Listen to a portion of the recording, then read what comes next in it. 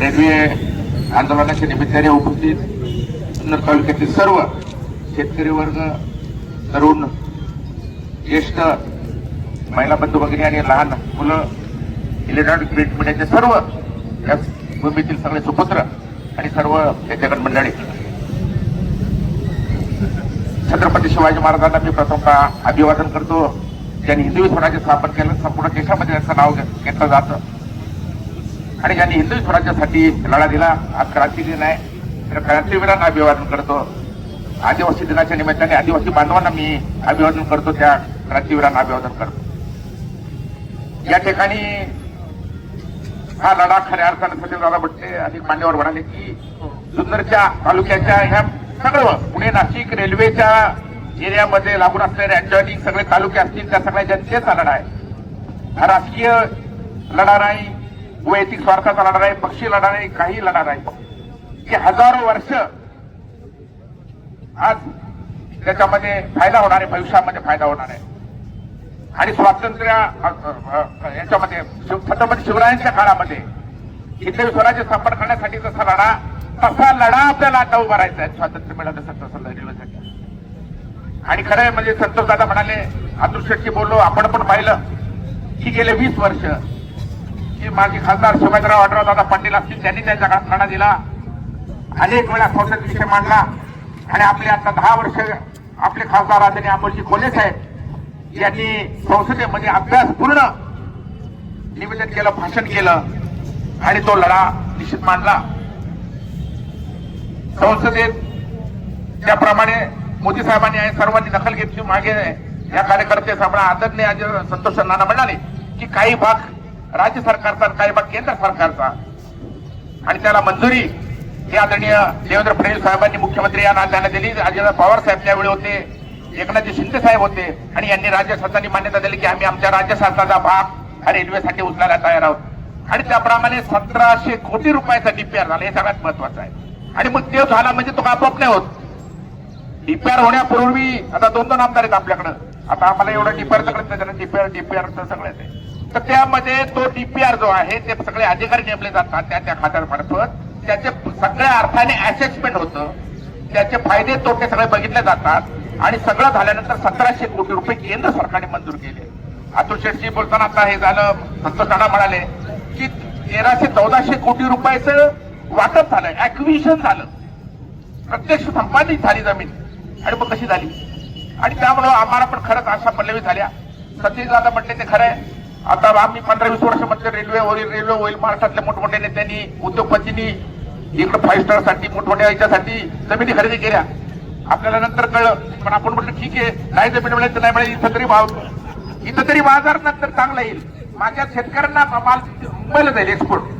आणि हे म्हणतो की अमोल कोल्हे साहेबांच्या माध्यमातून या रेल्वेमध्ये त्यांनी योगदान त्यांचं असं आहे की त्यांनी आरेफाटा आणि नारायणगावला हे अॅग्रोचं हे दिलं, रॅक तो मंजूर केला, अॅग्रो रॅक. कारण असं आहे, मुंबई आपल्या जवळ आहे, बाबूशेठ एक्सपोर्ट बंदर जवळ आहे. आणि त्यामुळं प्रदेशामध्ये नाशिक पासून आपल्या जुन्नर तालुक्यात माझ्या शेतकऱ्यांचा, कारण आपले शेतकरी फार चांगले आहेत, तो माल जाण्याच्या दृष्टीने हे रेल्वे महत्वाची आहे आणि त्यांनी सगळं हे केलेलं आहे. आणि म्हणून असं असताना त्याचं काम सगळं चालू असताना, भूमी संपादन होत असताना जुन्नर तालुक्यातला नाही म्हणजे पुण्यापासून जे नाशिक रेल्वे होतात, मग मंचर असेल, खेड असेल, जुन्नर असेल, संगमनेर असेल, या माझ्या शेतकऱ्यांचा कोणाचाही विरोध नसताना, कारण पुरंदरला पाहिलं विरोध होता संपादनाला, तसा विरोध कुणाचाही नाही. असा कधीही नसताना हे सगळं अचानक जो डायव्हर्ट करण्याचं चाललं, हा मार्ग रद्द करण्याचं जे नियोजन आहे त्याला आमचा सगळ्या जुन्नर वासियांचा विरोध आहे.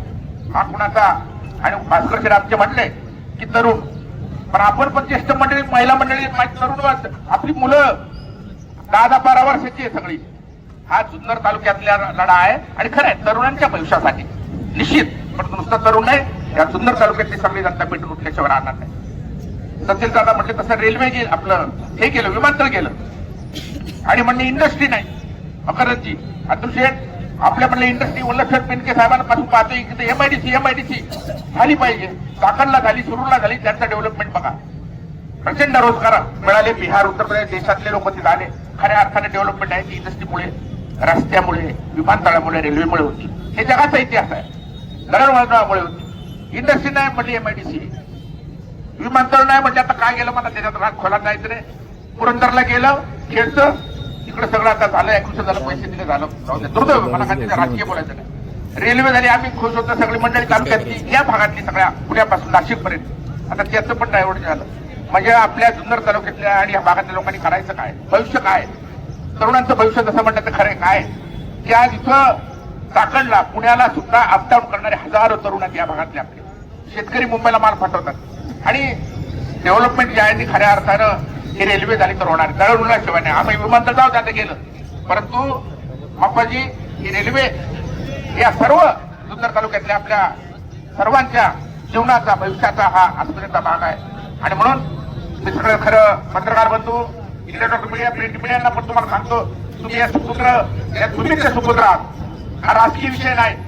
आणि मला सांगायला असं वाटतं की मगाशी म्हणाला कोणी जलेगाव 1945 साली जलेगावची घोषणा केली, मला वाटतं आपले विकासजी दरेकर म्हणाले.